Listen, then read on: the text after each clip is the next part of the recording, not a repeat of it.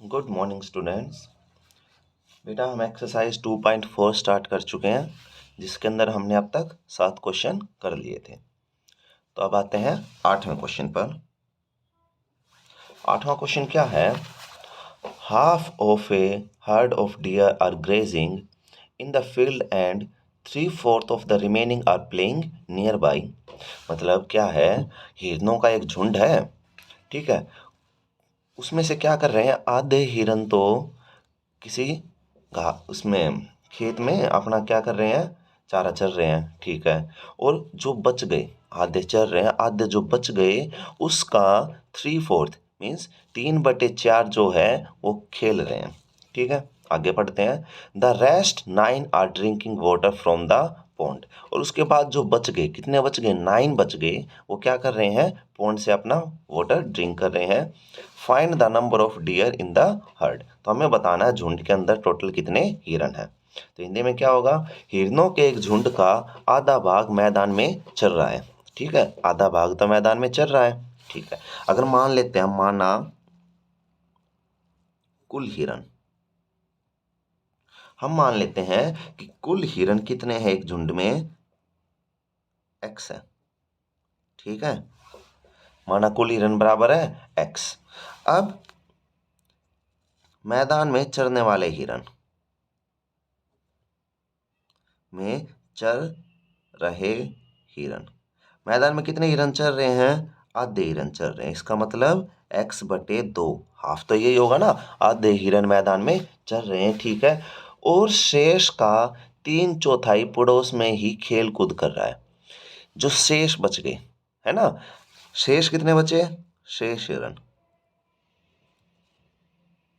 अगर मानो एक बात बताओ, 10 हिरन थे, 10 हिरन का आधा 5 हिरन चल रहे हैं, तो कितने हिरन बचेंगे, 10 - 5 ही तो बचेंगे। ऐसे ही अगर शेष हिरन है तो कुल हिरन अपने पास थे x में से जो हिरन यहाँ मैदान में चल रहे हैं, अगर इसको घटा दें तो क्या बचेगा, x में से x/2 गया तो अपने पास बचा x/2। तो अपने पास कितने हिरन शेष है, x/2 हिरन शेष है। अब देखते हैं खेल कूद करने वाले हिरन कितने हैं। खेल कूद वाले हिरन, खेलने वाले हिरन, खेलने वाले हिरन कितने हैं, ये हैं 3/4।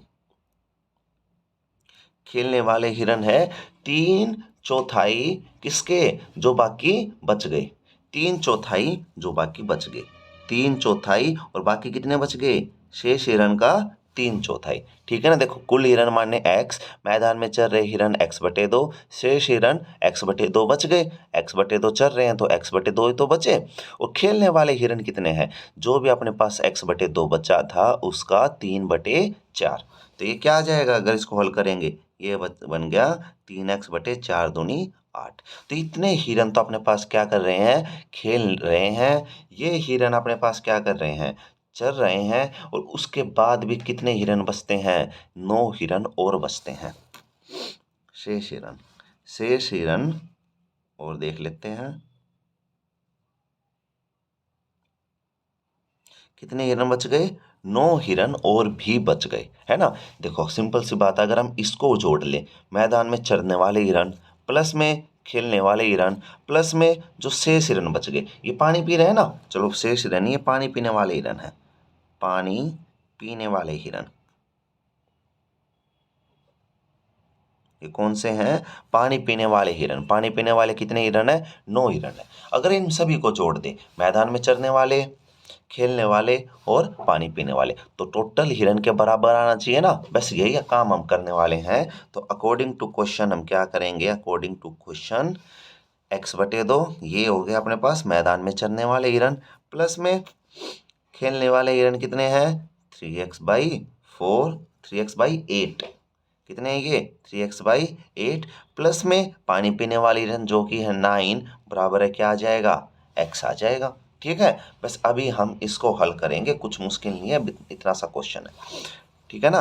अब देखो ये x है, ये x/2, ये 3x/8 प्लस 9 बराबर है x। तो हल कैसे करोगे इसको, पहले तो इसका एलसीएम लिया जाएगा।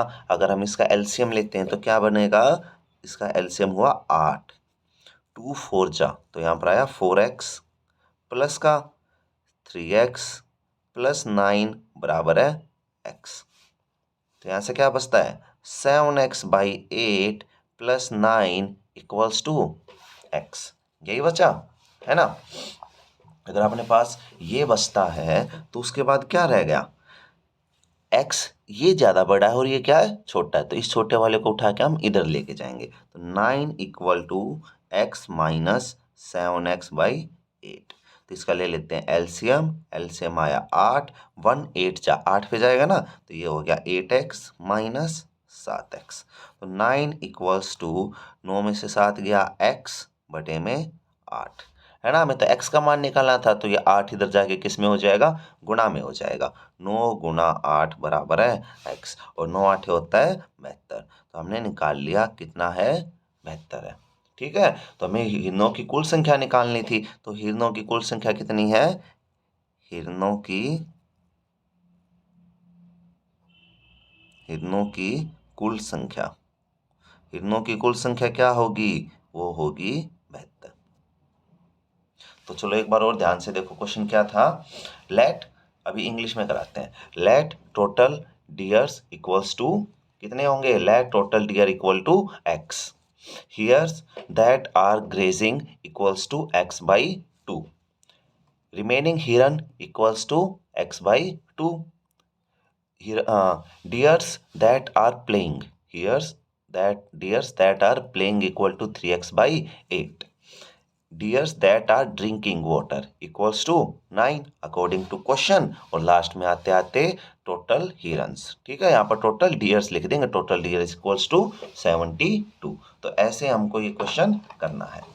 अब आते हैं नेक्स्ट क्वेश्चन में, जो कि है क्वेश्चन नंबर 9। क्वेश्चन नंबर 9 क्या है, ए grandfather is 10 times older than his granddaughter। कि एक दादाजी अपनी पोती से 10 गुना बड़े हैं। मतलब अगर ग्रैंडफादर एक्स के हैं, अगर डॉटर एक्स की है, तो ग्रैंडफादर कितने के हैं, 10x के हैं। ठीक है ना, तो इस टाइप का क्वेश्चन है। आगे देखते हैं क्या बोलता है ये। He is also 54 year older than her, find their present age. Hindi में क्या होगा, दादाजी की आयु उसकी पोती की आयु की 10 गुनी है। तो चलो मान लेते हैं, माना पोती की आयु, पोती की आयु मान ली हमने, क्या मान ली, x मान ली। Let let granddaughters age, यहाँ पर क्या लिखेंगे, let granddaughters age equals to x। ठीक है, आगे दादाजी की आयु, दादाजी की आयु क्या हो जाएगी, 10x हो जाएगी ना। इन्होंने बोल रखा है कि दादाजी की आयु कितनी है, 10 गुना है, तो ये हो गई 10x। ठीक है, यहाँ पर लिख दें grandfathers as equals to 10x।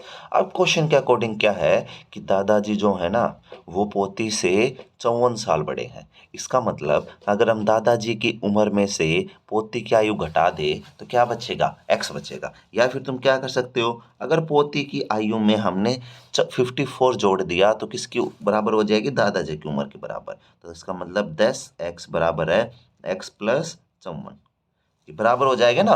दादाजी 54 साल बड़े हैं, ये 54 साल छोटी है, पोती 54 साल छोटी है। अगर हमने पोती के अंदर 54 जोड़ दिया तो वो दादाजी की उम्र के बराबर हो जाएगी। बस अब यही करना है, इसको सोल्व करना है। 10x में से इधर आके ये हो गया माइनस का x बराबर है 54, ये हो गया 9x बराबर है 54, और x बराबर है 54 बटे में 9।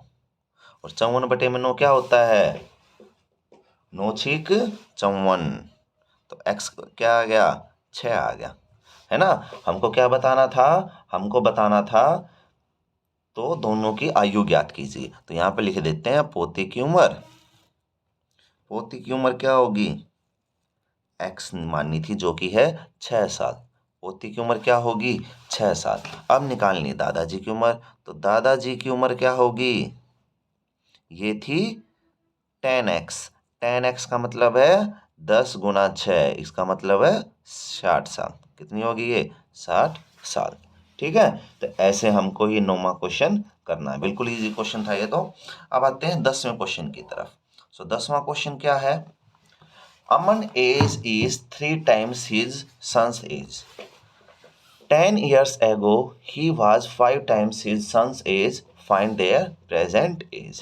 कि अमन की जो एज है ना, अमन की आयु उसके पुत्र की आयु की 3 गुनी है। इन्होंने स्टार्टिंग में बोल दिया कि अमन की आयु उसकी पुत्र की आयु की 3 गुनी है। मतलब हम पुत्र की आयु अगर x मानेंगे तो अमन की आयु कितनी होगी? 3x होगी। 10 वर्ष पहले उसकी आयु पुत्र की आयु की 5 गुना थी। चलो ठीक है, बिल्कुल आसान सा क्वेश्चन है। दोनों की वर्तमान आयु ज्ञात करनी है। तो मान लेते हैं, माना पुत्र की आयु, माना पुत्र की वर्तमान आयु मानते हैं, है ना। वर्तमान आयु निकालनी है। माना पुत्र की वर्तमान आयु equal to x। Let present age of son equals to x। ठीक है, अब अमन की आयु कितनी हो जाएगी? 3 गुना, है ना। अमन की आयु, अमन की आयु क्या हो जाएगी? इसकी 3 गुना। अमन की आयु बराबर है 3x। Aman's age equals to 3x। अब अकॉर्डिंग टू क्वेश्चन देखते हैं। अकॉर्डिंग टू क्वेश्चन ये क्या बोल रहा है कि अकॉर्डिंग क्वेश्चन क्या है? 10 वर्ष पहले उसकी आयु पुत्र की आयु की 5 गुनी थी। तो 10 वर्ष पहले अमन की आयु क्या रही होगी? 10 वर्ष पहले अमन की आयु क्या रही होगी? 3x माइनस 10, है ना। ये 10 वर्ष पहले अमन की आयु रही होगी। अमन की आयु 10 वर्ष पहले उसकी पुत्र की आयु की 10 गुना थी, है ना। और पुत्र की आयु क्या रही होगी? 10 साल पहले x माइनस 10 रही होगी। इन्होंने बोला कि ये इसकी क्या थी? 10 गुना थी। देखो क्या है, अमन की आयु है 3x, पुत्र की आयु है x। अब 10 साल पहले अमन की आयु क्या रही होगी? 3x minus 10। और 10 साल पहले पुत्र की आयु क्या रही होगी? x minus 10। इन्होंने क्या बोला है कि अमन की आयु 10 साल पहले पुत्र की आयु का 10 गुना थी। मतलब पुत्र की आयु को अगर हम 10 के साथ गुना कर दे तो वो अमन की आयु के बराबर आ जाएगी। ठीक है, यही हम क्वेश्चन के अंदर कर रहे हैं। 3x माइनस 10 बराबर है 10 गुना x माइनस 10। अब इसको करना है हल। 3x माइनस 10 बराबर है 10x माइनस 10 गुना 10 हो गया अपने पास 100। ठीक है, अब देखो ये 3x है, ये 10x है। बड़ा कौन सा है? 10x। तो 3x को उठा के हम इधर लेके आएंगे। माइनस 10 बराबर है 10x माइनस 100 माइनस 3x। तो ये माइनस 10 बराबर है 10 में से 3 गया, क्या बचा? 7x माइनस का 100, यही बचेगा। रुको 1 मिनट, हमने कुछ गड़बड़ तो नहीं किया? ओके, रुको रुको। इन्होंने बोला है 10 साल पहले ये 5 गुना थी। 10 साल पहले 5 गुना बोल ली है। यहाँ पर क्या आएगा? 5 आएगा। इन्होंने 5 गुना बोल लिया, ठीक है ना। क्वेश्चन के अंदर 5 गुना है तो यहाँ पर 5 आएगा। और ये भी क्या हो जाएगा? 50 हो जाएगा। ठीक है, ये भी हो गया 50। तो यहाँ पर 5x माइनस 50 आएगा यहाँ पर।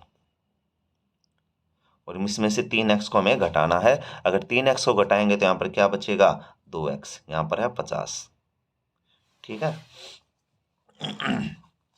तो अपनी इक्वेशन क्या बनती है? इक्वेशन अपने पास आती है,